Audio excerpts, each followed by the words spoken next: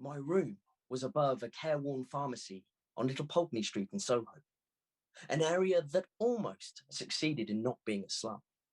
It was run by Alfie Smith, an ex-army man and widower, and his daughter of 11, Constance, a sharp-eyed little thing, all skin and bone and too clever by half. The shop was empty but for Constance, spinning on her stool, pushing off on the counter with her hands and then brushing the dusty carboys of coloured water with her feet, leaving glossy trails on the glass.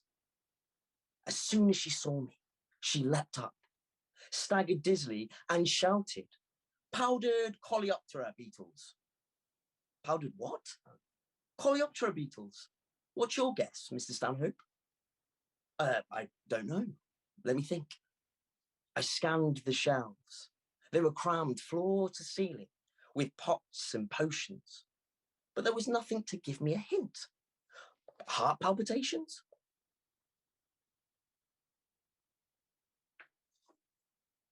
Wrong. She bounced up and down on her toes, grinning impishly. Do you surrender? No, I still have 2 more guesses. I narrowed my eyes at her, but she was unmoved.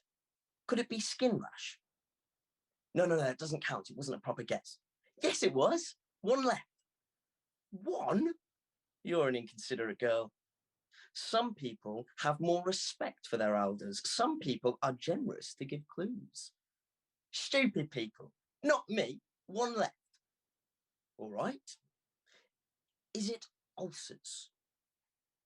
No! She clapped her hands together. It's blisters. It cures blisters. I win again.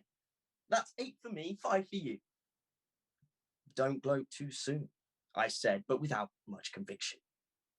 By my reckoning, I would very soon owe her a cream pastry of her choice from the French tea shop on Regent Street. I had won the first 4 straight while she was working from her own knowledge, especially as she leaned towards the more morbid and infamous, like phosphorus, which cures bellyaches but also destroys the bones, and arsenic, which aids sufferers with malaria but also a deadly poison. The pharmacy stocked both, and I guessed them easily. But then she started consulting her father's pharmaceutical books and for obscure remedies, and soon overtook me. Powdered beetles, good grief. I climbed the stairs thinking I would have to go to the laundry on Saturday morning. If I'd won, she would have had to wash all my shirts, which seemed a decent wager when I made it. My little room overlooked the yard. I had a chair by the window so I could read in the light, a wooden bed with a sunken mattress, a chest of drawers, sporting an almost complete Staunton chess set, the White Queen having long since been disposed by her jealous subjects and replaced by a wine cork in a satirical act of rebellion, and a too large mahogany wardrobe that had been adored by Alfie's late wife, but he couldn't bear to look at it anymore. I hung up my jacket and bowler hat and tossed my shirt in the bottom of the wardrobe. This was the part of my day I hated the most, peeling off the 2 yards of bandage that was wrapped around my chest. The material was spotted with old bloodstains, where it had rubbed against my skin under my arms. Every day, I tried to find a clean part of fabric, and every day, 2 new stains formed. My sillis, I called it, after the horsehair shirts monks wore as a penance for their sins. Although it seemed to me I wasn't the sinner, but the victim of God's cruel trick. And he should wear the dratted thing instead of me. That man, today, the corpse, Jack Flowers, probably woke up yesterday morning, got dressed, and went out to work, or to look for work, and in the evening dragged himself into a stupor, never once having to consider his body, its hair, its skin, the size of its nose and the thickness of its fingers. He had no idea how fortunate he was. No such luxury for me. I had to think about my body all the time. I dabbed myself with balm and winced at the sting of it, and then lay back on my bed, savouring the coolness. The goose flesh was worth it. After 10 minutes of bliss, I dug out another sillis from the drawer and bound myself up, flattening my breasts from their God-given shape. Wearing only my underclothes, I was boyishly spare, lacking any noticeable contours.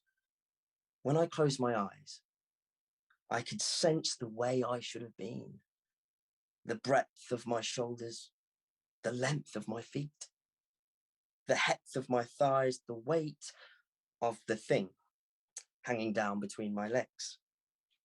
But when I opened them again, I was still the same. A childstick drawing of a man, absent shape, absent strength, absent the very parts of a man that make him a man. I pulled on my trousers, setting the roll of cloth I'd sewn into the crotch in place. I'd grown used to it there, the bulge as I sat down, the pressure of it against my thigh. In my early days, I hadn't known how to position it, having almost no experience of the male physique. I'd seen my older brother Oliver, naked, just once as a boy, bursting in on him in the bath, standing in the doorway, transfixed by the little fish swinging between his legs. I knew they got bigger as boys became men, but I didn't know how big. So I experimented with the length and breadth of the roll of cloth, resulting in some strange looks from passers-by and one offer of temporary employment from an unsavoury photographer. I had rushed home, and now I realised I was early. There was nothing to do but wait.